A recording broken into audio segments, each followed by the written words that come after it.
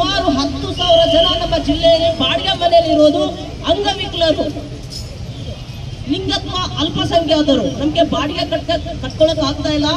ಒಂದು ನಿಮಿಷ ಯೋಚನೆ ಮಾಡಿ, ನಿಮ್ಗೆ ಪ್ಲಾಟ್ಗಳು ಮಾಡ್ಕೊಳಕ್ಕೆ, ಲೆವಟ್ಗಳು ಮಾಡ್ಕೊಳಕ್ಕೆ ಭೂಮಿ ಇರುತ್ತೆ, ಆದ್ರೆ ವಿಕಲಚೇತನರಿಗೆ, ಬಡವರಿಗೆ, ರೈತರಿಗೆ ಜಾಗ ಕೊಡಕ್ಕೆ ನಿಮ್ಗೆ ಜಮೀನು ಇರಲ್ಲ. ಒಂದೇ ಒಂದು ವಿಚಾರ, ಹೈದರಾಬಾದ್ನಲ್ಲಿ ಉಪ್ಪಲ್ ಅಂತ ಒಂದು ಏರಿಯಾ ಇದೆ, ಸಾವಿರಾರು ಅಂಗವಿಕಲರಿಗೆ ಪ್ಲಾಟ್ಗಳನ್ನು ಕೊಟ್ಟು ಸರ್ಕಾರ ವಿಕಲಚೇತನರು ಕಾಲನಿ ಮಾಡಿದ್ದಾರೆ.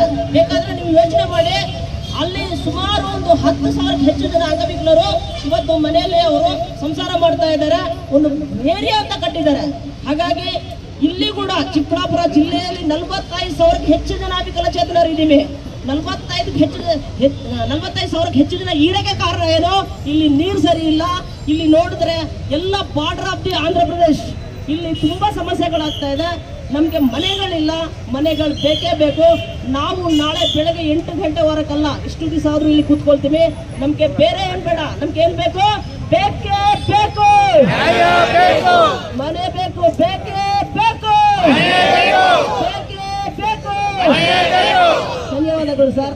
ಅರ್ಹ ಇರೋ ವಿಕಲಚೇತನರಿಗೆ ಮನೆ ಜಮೀನಿದ್ರೆ ಕೊಡ್ಬೇಡ ಸ್ವಾಮಿ, ನೀವು ಇಲ್ಲದ ಇವ್ರಿಗೆ ಕೊಡಿ. ಸೊ ಅದೊಂದು ಡಿಮ್ಯಾಂಡ್ ನಾವು ಹಾಕಿದ್ದೀವಿ. ಎಲ್ಲಿ ವಿಕಲಚೇತನರು ಕೂಡ ರೈತರು ಇದ್ದಾರೆ, ವಿಕಲಚೇತನರು ರೈತರು ಇದ್ದಾರೆ ತಾನೆ, ವಿಕಲಚೇತನರು ರೈತರು ಇದ್ದಾರೆ, ಲಿಂಗತ್ವ ಅಲ್ಪಸಂಖ್ಯಾತರು ರೈತರು ಇದ್ದಾರೆ. ಆ ರೈತರಿಗೆ ವ್ಯವಸಾಯ ಮಾಡೋ ರೈತರಿಗೆ ಸಪೋರ್ಟ್ ಮಾಡ್ಬೇಕಂತಲೂ ಒಂದು ಡಿಮ್ಯಾಂಡ್ ಕೊಟ್ಟಿದ್ವಿ.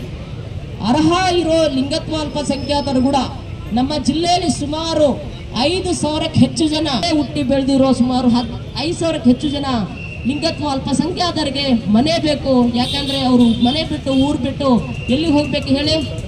ಅವ್ರದ್ದೇ ಊರ್ ತಾನೆ, ಅಲ್ಲೇ ಹುಟ್ಟಿ ಬೆಳೆದಿರ್ತಾನೆ, ಅವ್ರಿಗೂ ಕೂಡ ಮನೆ ಬೇಕಂತ ಒಂದು ಡಿಮ್ಯಾಂಡ್ ನಾವು ಹಾಕಿದ್ದೀವಿ. ದಲಿತ ಸಂಘದ ಸಮಿತಿ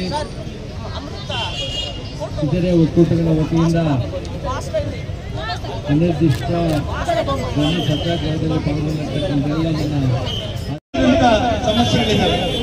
ಭೂಮಿ ಆಗ್ಬೋದು, ವಸತಿ ಆಗ್ಬೋದು, ನೀರಾಗ್ಬೋದು, ನೀರಾವರಿ ಆಗ್ಬೋದು, ಅದ್ರ ಜೊತೆಗೆ ಸಾವಿರಾರು ಕೋಟಿ ಖರ್ಚು ಮಾಡ್ತಾ ಇದ್ದಾರೆ. ಆದ್ರೆ ನಮಗೆ ಶುದ್ಧವಾದಂತ, ಸುರಕ್ಷಿತವಾದಂತ ಕುಡಿಯುವ ನೀರು ಬೆಂಗಳೂರು ದಕ್ಷಿಣಕ್ಕೆ ಇನ್ನೊಂದು ಏರ್ಪೋರ್ಟ್. ಆದರೆ ಬಡವರು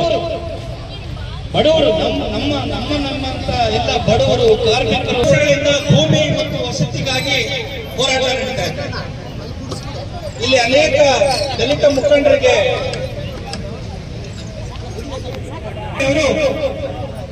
ಭೂಮಿ ಮತ್ತು ವಸತಿಗಾಗಿ ಒಂದು ದೊಡ್ಡ ಚಳವಳಿಯನ್ನ ಈ ರಾಜ್ಯದಲ್ಲಿ